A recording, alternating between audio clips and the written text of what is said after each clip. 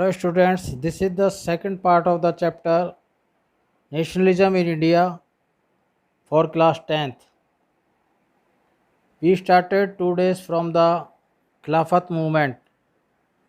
The Khilafat issue gave Mahatma Gandhi an opportunity to bring the Hindus and the Muslims on a common platform.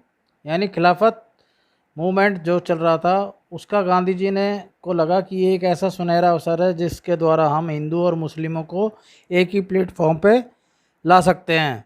The Ottoman Turkey was badly defeated in the First World War. जो Ottoman जो है साम्राज्य तुर्की में वो first World वार में बुरी तरीके से हारा। There was a rumours about the harsh peace treaty like to be impose on the Ottoman Empire, who was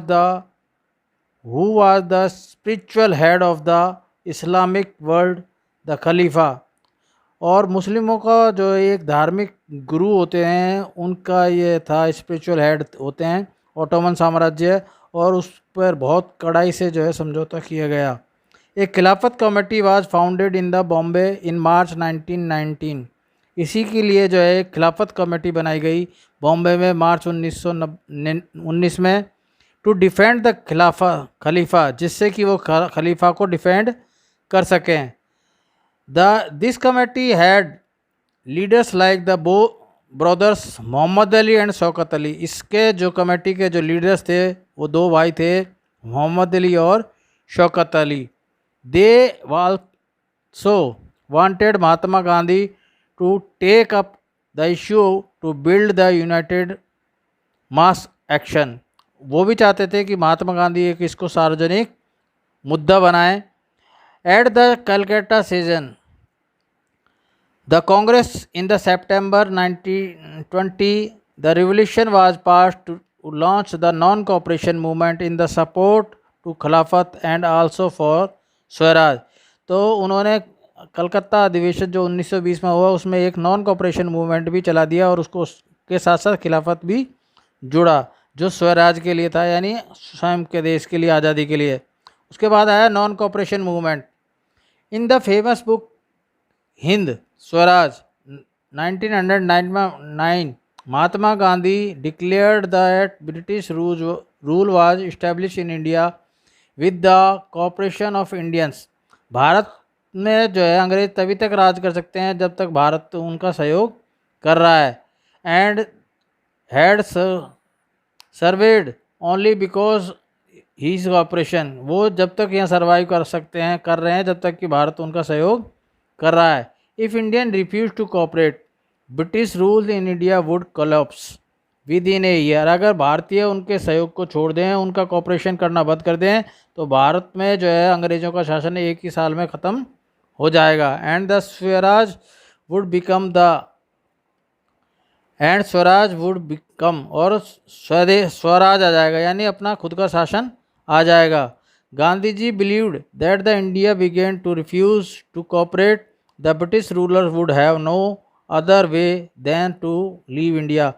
अगर भारतीय उनका कोऑपरेशन नहीं करेंगे, भारतीय उनका सहयोग नहीं करेंगे, तो ब्रिटिश रूलर को एक दिन उनके पास कोई और ऑप्शन नहीं रहेगा और वो भारत को छोड़ के चले जाएंगे। अब है कि इसके डिफरेंट स्टेटस में क्या था, डिफरेंट स्टैंड क्या थे मूवमेंट के। अवध में जब peasant movement in the Awadh was leaded by the Baba Ramchandra. He was the sannyasi who had earlier worked in the Fiji as an indentured labours. The peasant was against the high rents and may other cases which work in Fiji were demanded by talukdar and landlord. The peasant demanded to reduction of the revenue, abolition of the beggar and the social boycott of oppressive landlord। जो अवध में था, जो बाबा रामचंद्र के द्वारा चलाया गया था, उसमें इन लोगों का ये मांग थी कि उनका टैक्स कम किया जाए और उनके जो बेगारी प्रथा है वो ख़त्म करी जाए, है ना, और सोशल बाइकआउट जी किया जाता है वो कम किया जाए। उसके बाद है ट्राइबल पीजेंट्स, यानी जो ट्राइबल्स थे, आदिवासियों ने इस मूवमेंट में किस तरीके से कंट्रीब्यूशन किया। The tribal peasants gave the other one interruption of the Mahatma Gandhi and idea of the Swaraj. उन्होंने सोचा कि अगर हमें आज़ादी मिल जाएगी, महात्मा गांधी का अगर हम सहयोग करेंगे तो हम भी अपनी समस्याओं से छुटकारा मिल जाएगा। These tribals were prevented for entering the forest and grazing cattles and collecting fruits and firewood. उनको लगा कि अंग्रेज़ों के जाने से हम अपने जानवरों को जंगलों में चरा सकते हैं, वहाँ से फ्रूट कलेक्ट कर सकते हैं और लकड़ी भी ले सकते हैं। The new forest law were threat to their livelihood. और नए फॉरेस्ट एक्ट बनने के कारण अंग्रेज़ों के द्वारा तो उनका जीवन यापन मुश्किल हो गया था। The government forced them to do begar on road construction. और सरकार उनको ज़बरदस्ती जो है सड़क बनाने के लिए जो है बेगार प्रथा उनसे बेगारी करवाती थी, यानी ऐसा काम जिसके बदले में पैसा नहीं दिया जाता। Mayani rivals from the tribals area become non-violent and often carried guerrilla warfare against the British official. और है Swaraj in the plantation. The plantation worker were not permitted of the leave and tea gardens without permission as the Indian Immigration Act 1859। और दूसरा जो plantation worker थे वो बिना सरकार की अनुमति के कोई भी अपना काम नहीं छोड़ सकते थे, तो लोग उससे परेशान थे। और ये सारी चीज़ें थी जो इंडियन मूवमेंट में, नॉन कॉपरेशन मूवमेंट में गांधी जी के साथ लोग आए। उसके बाद जो हमारा टॉपिक आता है वो है सिविल डिसओबीडियंस मूवमेंट, यानी सवर्ण अवज्ञा आंदोलन। इसकी जो शुरुआत हुई थी वो शुरू हुई थी साइमन कमीशन के आने के बाद। जो the British government constructed a statutory commission under the sir John Simon. The commission was made to look into the functioning and constitutional system in India and suggest change. But since all the members of the Constitution Commission were British, the Indian leaders opposed the commission। उन्होंने जो भारतीय समाज में सुधार करने के लिए commission गठित किया, लेकिन उसमें भारतीय कोई भी नहीं था, इसलिए the Simon commission arrived in India in 1928। He was greeted with slogan go back Simon. उसको आते ही ये उसको नारा मिला कि साइमन वापस जाओ। All parties joined and protest. सभी पार्टियां एक साथ जो है उनके अगेंस्ट में प्रोटेस्ट करने लगी। In October 29 Lord Irwin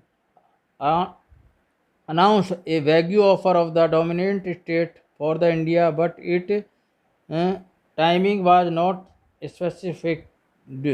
it is offered a round table conference to discuss the further constitution। उसके बाद है साल्ट मार्च, यानी गांधी जी के द्वारा जो है beginning of the civil disobedience movement.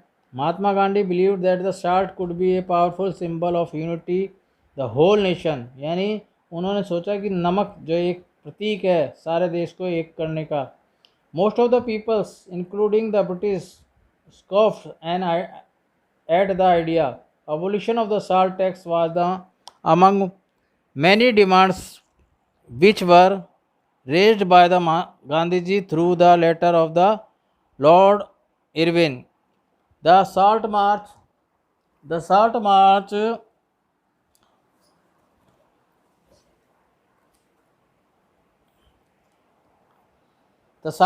of the Dandi March was started by the Mahatma Gandhi on the 12th April 1930। 12 अप्रैल 1930 को गांधी जी ने ये शुरू किया था। And accompanied by 78 volunteers. और कितने अपने 78 साथियों के साथ, 78 लोगों के साथ। They walk about the 24 days to cover distance of 240 miles from Sabarmati to Dandi. और 24 दिनों की यात्रा में उन्होंने 240 मील जो है पैदल यात्रा करी। Many more joined with them. On the 6th April 1930, Gandhiji ceremonially violated the law by making first full salt। और उन्होंने एक जो है 6 अप्रैल 1930 को नमक बनाकर इस कानून को तोड़ा था।